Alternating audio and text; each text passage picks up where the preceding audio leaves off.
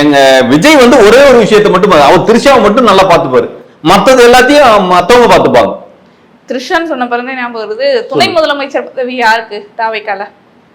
ஒரு விஷயங்க, ஆதவர்ஜுனா கொடுத்தா புசியானந்து கோச்சுப்பாரு, புசியானந்து கொடுத்தா ராஜ்மோகன் கோச்சுப்பாப்புல, ராஜ்மோகன் கொடுத்தா அவர் யாரு வெங்கட்ராமன் கோச்சுப்பாப்புல. அடுத்தாப்புல யாருக்காவது ஆம்பளைங்க யாருக்கு கொடுத்தாலுமே அங்க இருக்கிறவங்க எல்லாருமே நிர்மல் குமார், அந்த குமார், இந்த குமார் எல்லாம் இருக்காங்க, கண்ட குமார் கோச்சுப்பாங்க. த்ரிஷா தான் டிப்டி சிஎம் அப்படின்னு. ஓ, அதனாலதான் இப்ப வீட்டுக்கெல்லாம் போயிட்டு அப்புறம் ஏங்க அதெல்லாம் முன்னாடியே முடிவு பண்ணியாச்சுங்க. ஆமா, இளைய தலைவின்னு கோஷங்கள்லாம் கேட்டு சில நேரம் அதெல்லாம் இளைய தலைவி மூத்த தலைவின்னு என்னைக்குமே ஒரே தலைவிதான், தலைவி அவ்வளவுதான், தலைவின்னு சொல்லுங்க.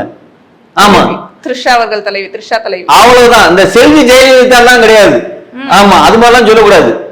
ஆமா, தலைவி த்ரிஷா சொல்லுங்க, தலைவி த்ரிஷா சொல்லுங்க, தலைவி த்ரிஷா, தலைவி த்ரிஷா, முதலமைச்சர் தலைவி த்ரிஷா எப்படி இருக்கு?